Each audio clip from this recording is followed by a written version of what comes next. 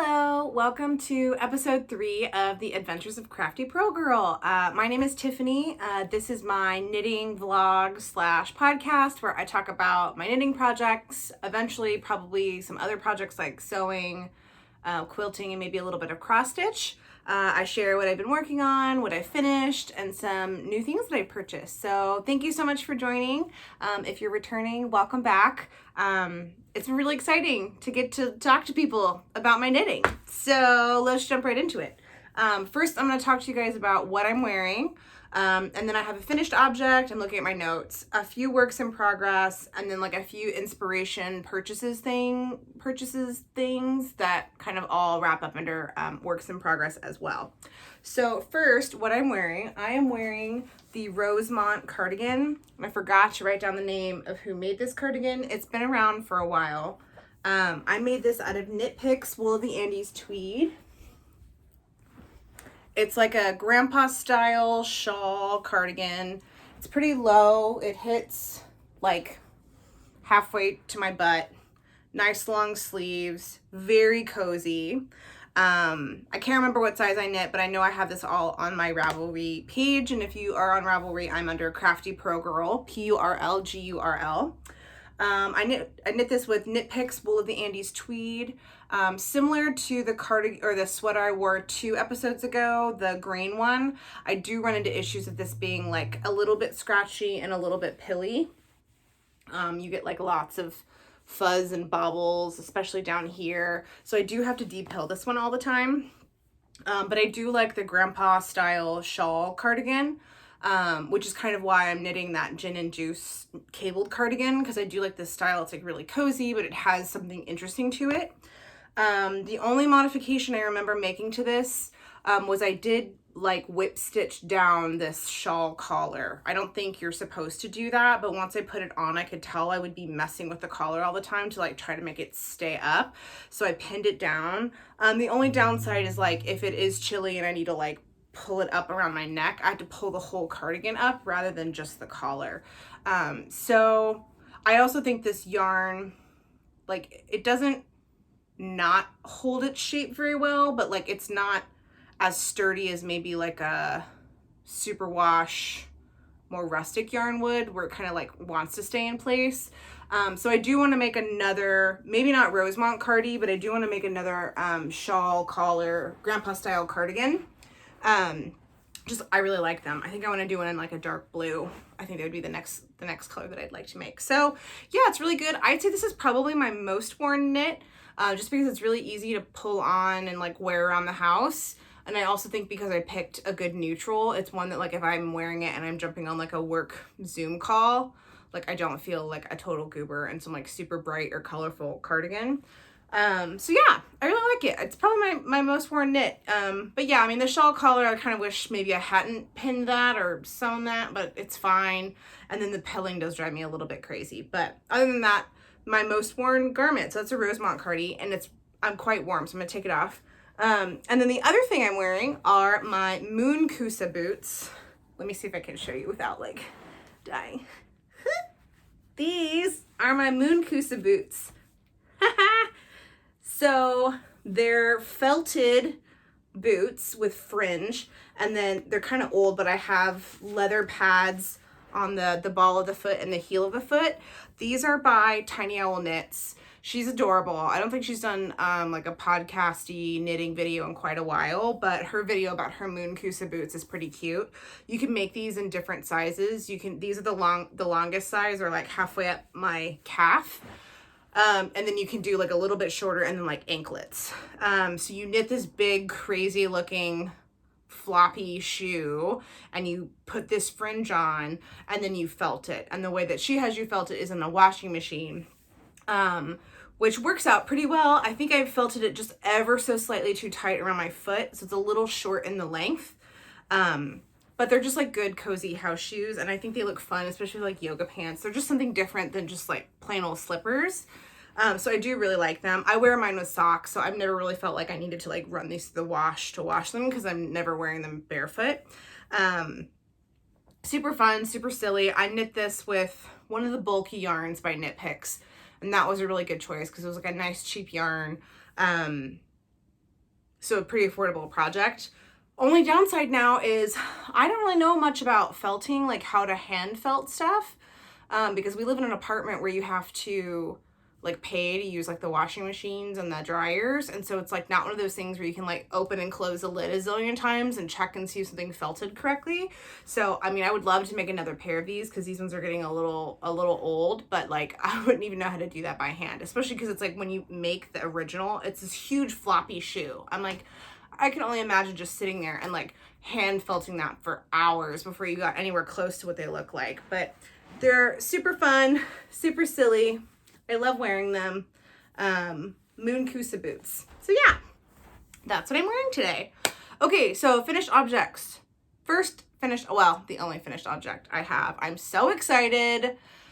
I actually took out that farmer's market yarn that I was talking about last week and I wound it up and I made a hat. I made the Lopey braided hat. I can't remember who it's by, but it's a free pattern on Ravelry, and it actually comes with mittens too. And it's finished. So it's like super fuzzy and fluffy. You do like a size 10.5 needle here and then a size 11 needle here. So I think in like basically a day I had this done. Like I cast this part on, did a few rounds, and then the next day like I knit a little bit on my lunch break, and then that evening, and then the next morning, like with my coffee, I like did the final decreases and bound off, and it was done. So it was like such an instant gratification. It almost felt like I didn't even work on it. But yeah, super fun, fuzzy, scratchy farmer's market yarn. It's like fuzz everywhere. The thick and thin knitting with that was really wild. I don't really feel like you can tell how much there was thick and thin, but yeah. Super fun. I didn't block it. I just feel like it's going to soak up all the water and then not change shape at all and just be really wet. So the only modification, oh, I have a clippy in my hair. See, just like big, cozy, like really cold, throw this on, go on a walk. Love it. The only modification that I made was I only did about 3 inches of the rib instead of 4 like it called for. So then I just, because when I saw it on the model, on the pattern, like the rib stopped here and then the braids started, and I wanted the braids a little more forward. So I did 3 inches of the rib, and then I repeated one of these braided cable switchamaroos just to get the full hat at the correct length. I don't think I'll put a pom-pom on it, but maybe. Definitely not out of this yarn. I have like a little nugget left. I have no idea what I'm going to do with like a little nugget of bulky yarn. So right now I'll just hang on to it. I might do like a fuzzy pom-pom, but only if it's like really light, because I've I purchased one pom-pom one time that was reclaimed alpaca fur, and it's just like this light, fluffy, like cloud. It doesn't weigh anything. And that's super adorable. And then I purchased another pom-pom. It was a faux fur pom-pom, and it's so heavy. Like it pulls the whole hat down. So if I did one, I'd want to do like a very light and fluffy, like almost weighs nothing pom-pom. But I'm not in any kind of rush. But yeah, I love that. I just can imagine being like really cold out and sticking it on my head and going on a walk. I think that'd be really nice. So yeah, check out your farmer's market for yarn. I said that last time. I keep saying it. Okay, so that's my finished object. So works in progress. First, I swear, one day I'm going to finish this thing. I promise, guys. Is the gin and juice cardigan in my Mrs. Brown's bag that my friend said looked like ramen noodles. So I made progress. I finished the full back. I can't remember where I left off. I finished the full back, and I did the right front panel, and I'm starting on the left front panel. And so it looks super crazy right now. Hold on, let me see if I can do this. I'm gonna look really awkward this whole, yep, oh yeah. Oh, did it all wrong, that's fine. Oh my God, what did I do? Okay, I'm trying to demonstrate this, and I'm doing the worst. Oh, I have it inside out. Okay, here we go. Okay, so like this is kind of where we're at. I have this front panel done, the full back, and then this panel isn't done yet, but I've got to get started on it. That doesn't make any sense. But once this panel's done, I sew up the seams here, and then there's like a band here that comes across the back, and then you do the sleeves, and then you do the full shawl collar. So quite a bit more to do. Not a ton more cabling yet, just this front panel needs some cabling. but I'm losing just a little bit of steam on it. But I'm trying to remind myself, like, that's okay. This doesn't need to be done anytime soon. And it's going to be cold here for a while. So it's not like if I don't finish it this month, I'm totally screwed. So I'm trying to be optimistic. But anyway, I'm super in love with the cables. Really happy with how that's coming out. I think it's going to look so good. It's going to be so warm. So I'm really stoked. I'm a little scared of the shawl collar, I'll be honest, because it's like a big fat shawl collar. And I just, the only time I had to knit a shawl collar was at Rosemont Cardigan, and it felt like I was almost knitting like a whole other sweater when I had to do that. So I'm like, ugh. But slowly but surely. The other thing, okay, we had to talk about the pink velvet. So the last time I podcast, I was showing you that once I finished the color work on the pink velvet, the very next ball of yarn that I went into was significantly darker than the rest of the yarn. And I thought it was, then I was going up my third ball of this gingerbread color, and I thought it was the third ball's problem. Well, then I realized that literally all of the skeins are the correct shade, except for that 1 second skein that I used right here, right in the money zone of like, everyone's going to see that, right? Not a sleeve, right in the center, right on my chest. So I didn't know what I was going to do. I wanted to just keep going and say, I'll tough it out. But then there's this part of me, you know, because there's like that debate, right? Like you spend all this time on it, you just keep going, don't slow yourself down. But then there's also this other part of like, I spent a lot of money on this yarn, I'm making it so that I wear it. If I'm already seeing something that I don't think that I'm gonna like I should just fix it. So I know there's a lot of different mentalities and approaches that people take in their knitting and their crafting.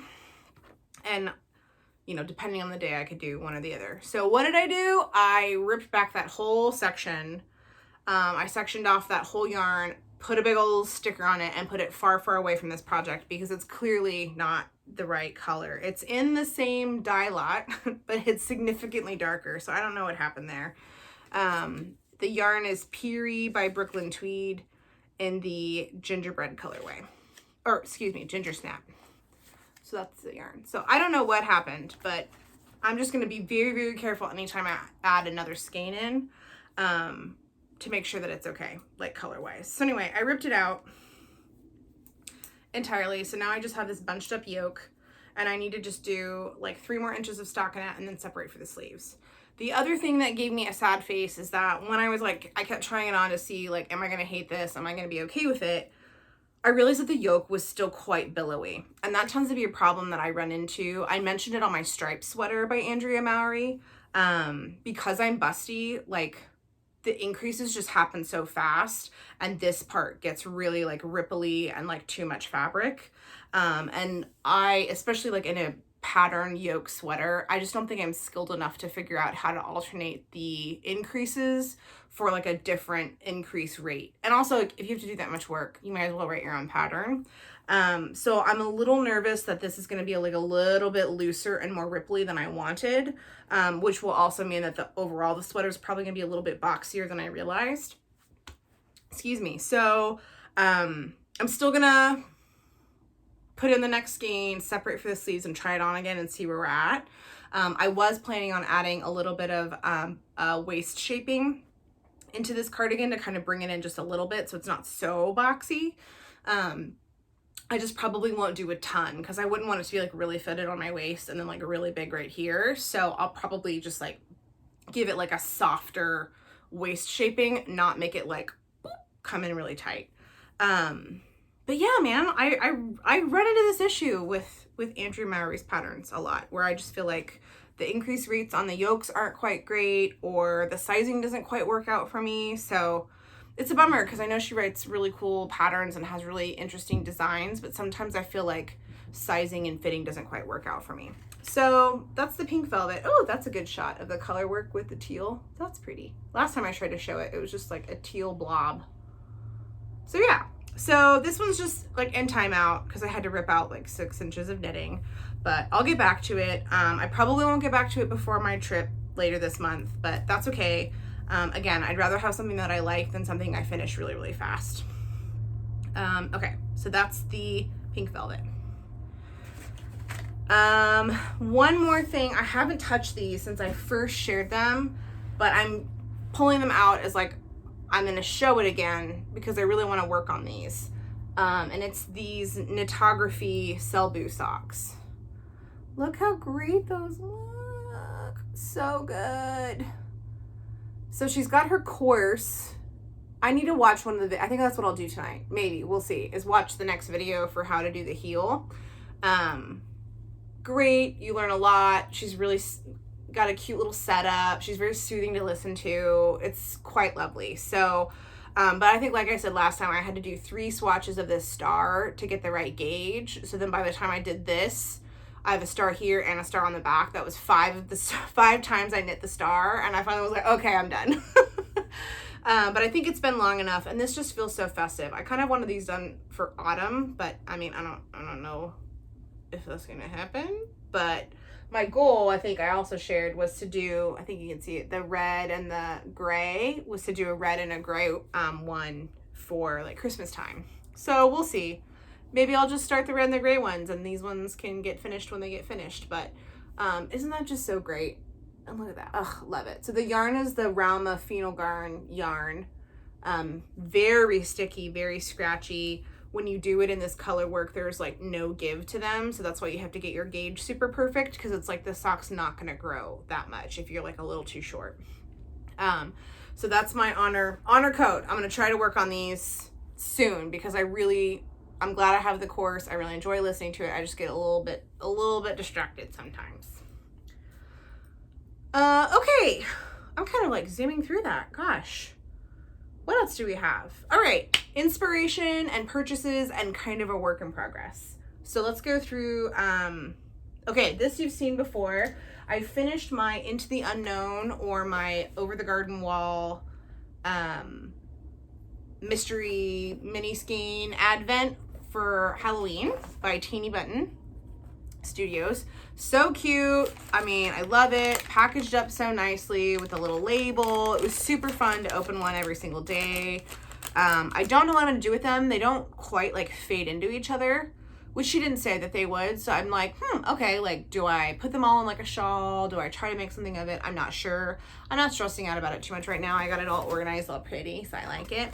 And then on Halloween, this was the skein that you got to open. It's called You'll Join Us Someday. Look at that. It's like this like pumpkin-y, salmon-y color. It's really lovely. So that's really fun. That's a really fun color. Not super Halloween-y, not like ugly orange. It's pretty cute. So I'm really excited. I think this is really fun. I really liked her kit. I really liked opening it. And so I've ordered, she just is coming out. Oh, I can't remember what it's called. She's got a Christmas colorway. I can't remember what it's called, but I just ordered it on her glimmer sock base for Christmas time. So maybe we'll talk about that next time, but like Christmas yarn. Like, I was watching Stranded Dye Works, Jude's podcast. I've been watching their podcast for several years now. And Jude's a big fan of doing the Christmas box of socks. So 24 pairs of socks every Christmas. Not every Christmas, but 24 pairs of socks in Christmassy yarn. And he takes them out and wears them every single day, like leading up until Christmas. And I think that is super, super cool. But I didn't know where you could find all this Christmas yarn. So I've been keeping my eye out, but it's also one of those things where it's like, buy this time of year, like you're buying your own gifts. There's a ton of other stuff to buy for Christmas, like any decor or food or travel that you're doing. So I get a little bit bogged down on trying to buy Christmas yarn at the same time, but I do have like a few skeins of things. So I'm slowly going to get to my 24 Christmas socks for like an advent for Christmas, but just not there yet. Okay, so that was the Into the Unknown by Teeny Buttons. Okay, one other little fun purchase I did. My favorite, so I didn't understand for years why people liked Progress Keepers. Like, I just thought like, oh, it's just, they're cute, but it's just another thing to spend money on. Like, why wouldn't you buy yarn? Well, then I found my favorite Progress Keeper person, and now I completely understand, because every time she has an update, it's dangerous. Also, it's like when they're like $8 to like $13, that feels reasonable, right? Like, you can impulse purchase one and feel totally fine about it. It's harder to do that when it's like in the 30 plus range, like some yarns are, right? So anyway, my favorite, and you can't steal her from me and buy all of her stuff because I love her, is Charmed and Dangerous. I have a ton of her stitch markers, and I just impulse purchased a few other ones. She's based in Georgetown, Texas, which is fun because that's pretty close to where I used to live in Texas. I got a fuzzy on it. So the first little charm I got this time is a little black pumpkin with like a little gold dusting, a little moody, dramatic pumpkin. I love pumpkins. Adorable. And I love this matte look. I thought that was really cool. I haven't seen a matte look one in a while. And then the other one I got, you guys. It's like a little bowl of guacamole with a chip. Look at it. It's so cute. Oh, I love it so much. It's got a little chip. There's like jalapenos or tomatoes in the guacamole. It's like a little cauldron bowl. The best. So being from Texas, chips and guac is like a requirement, or chips and salsa is like a requirement at the beginning of every meal. So I am totally here for it. So I'm really excited about those. I tried really hard to not get only seasonally appropriate ones because like I have a ton of autumnal stitch markers, but not very many like Christmassy ones or ones that I could use all year. To be fair, I could put a pumpkin on anything all year, but I'm really excited about the guac, the chips and guac one. Okay, so then the thing that's been on my brain lately, I've been working on the gin and juice. I started to lose my steam.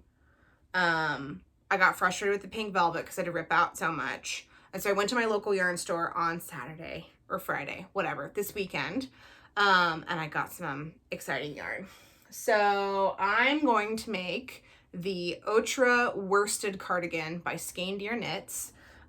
Love her podcast. I've been watching her for a really long time. Clearly I have a thing. I'm interested in Norwegian stuff, especially this time of year. I feel like Scandinavian and Norwegian inspired, like knitwear and stuff looks super cool and very festive.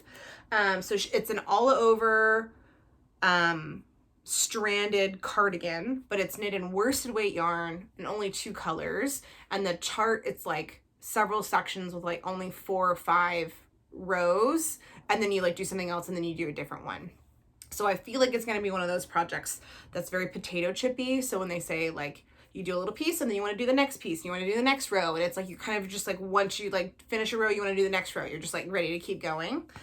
So I went to the yarn store and I was super excited because they had a Norwegian yarn that Skeindeer recommended, Ellie recommended in her pattern. So this is the Peter Gynt yarn from Norway by Sandnes Garn. So I got it in this like kind of bright white. It looks a lot brighter on camera. It's like a creamy bright white. And then this darker like heathered gray. It's a little brighter on the camera than it is in real life, but oh, that's a little better. But I'm super stoked because the main body is going to be in this gray, and I'm going to have the white all over color work from this white ball. And I think that that's going to look like kind of festive, sort of wintry, but like something that if I had to wear in February because it's really cold, it's not like, are you wearing a Christmas sweater? But it is one of my goals to have a Christmas sweater one day. But the reason, and Ellie, I'm going to hold her to it. She said in her podcast that when she did this cardigan, even the all over color work version, it took her like a week to do the body, and that was it, because you're using such thick yarn and because it's so potato chippy and like easy to get into the next one. So we'll see. I don't know if I can do a whole week because I do think she's a much faster knitter than I am. But I did cast it on last night, and then we have a tale of woe. A tale of woe. I cast it on last night. I made a swatch over the weekend. Her recommended needle sizes are a 7 for the rib and 8 for the body, and then you go up to a 9 when you're doing the color work. The only available needle I had at the time was a 7, so I made a gauge swatch with a 7. And I kind of half-ass my gauge swatches, but I make one every time. I don't do the full 4 inches. I do like one that's like this big, right? Like that much, not this huge swatch. And I do the number of, like if the gauge was, I think it was 18 stitches over 4 inches. So I'll cast on 18 stitches and I'll add 4 to each end. So that was what, 26 stitches, and I'll do like a garter ridge, 4 stitches on each end, and then the 18 stitches in the middle. So I made this little swatch. I didn't go 4 inches. I maybe went like 2, maybe 1.5. And I washed it and I blocked it out. So what I learned from my gin and juice is I think I'm an aggressive blocker when I block out my swatches, because on that one I thought, oh, I gotta go down a needle size. Like, I'm hitting gauge with this smaller needle size. But when I realized, oh wait, this isn't working, do I have the wrong gauge? I remeasured those gauge swatches I had, and they had shrunk up and were actually too small. So I was trying to be careful about that on this Otra cardigan, with the swatch that I had made for that one. So like, I did try not to stretch it too much. And then when it was dry, I let it dry out, and then I measured it. And then I was like, okay, yeah, I'm still totally on gauge, going down 1 needle size. So I went down 1 needle size on everything, knitted it, didn't go up a size on the stranded colorwork part. And I was like, oh, this is kind of hurting my hands, just like how it did on the gin and juice. And I was like, let's just measure it while I'm like knitting the yoke. So I measured it, and I was totally under, like totally not even close to gauge. I think I was like 24 stitches instead of 18 for 4 inches, which meant it was gonna be way too small. So then I ripped out the color work and I went up a needle size. I'm like, okay, let's try that. And even then, with an 8 needle in the color work, it was too small. So the whole thing had to get fraught. I did all of that last night. Whole thing had to get fraught, and I've got to start it over again today. And this time I'll be using her recommended needle sizes. Not because she recommended them, but because clearly my gauge isn't quite working out. So I have to redo this. But luckily, I mean, I essentially knit from here to here like twice in an evening, and it was fine. So if I can start it over tonight with the correct needle sizes, especially since I'm going up, like I think it's going to grow even faster. So I'm optimistic. I think I can, if I can do that and like keep, like measure it and see how I'm doing, I feel like I can jam through this. So my new goal, instead of my pink velvet being done before our Scotland trip in like 2 weeks, oh my God, is to see if I can get this cardigan done. So we'll see if that happens. If not, that's fine. I've got other knitwear that I can bring. I'm still noodling on if I want to bring my gin and juice, because that is quite a long plane ride from Seattle. We're going into Amsterdam and then for like a layover and then into Edinburgh. So I feel like that's going to be a really long flight, and I could get a lot done on the gin and juice. But I am wondering, like, A, do I want to bring that big of a project, especially if I'm going to have to like pack it up? And B, like, what if I lost it? Like, if I lost that, that'd be tears for like a day. Like, that would be really hard, especially since I've like kind of already knit that twice. Not really, but I put a lot of time and pain on my body into knitting it the first time at the wrong size, like halfway. So I would be really, really sad. So I'm not sure if I'm going to bring the gin and juice. So that's going to be my next thing, is figuring out like what's my project that I want to bring on the plane. Usually I bring socks, but I think that this is a really good time to like really get into a big project.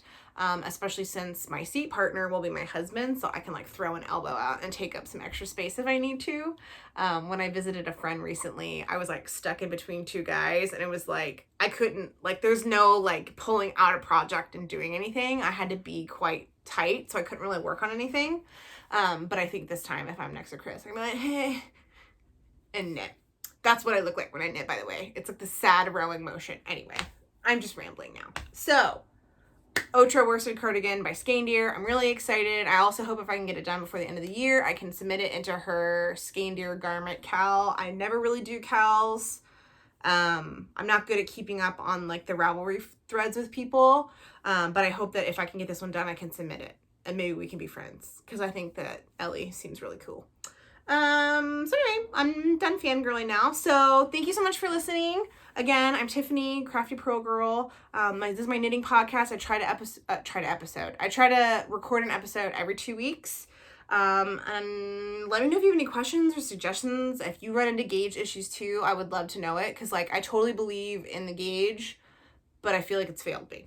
So if you're experiencing that too, I would really appreciate knowing that I'm not alone. So that's it for now. I'll see you in a couple weeks. Thanks so much. Have a good first couple weeks in November, y'all. Bye.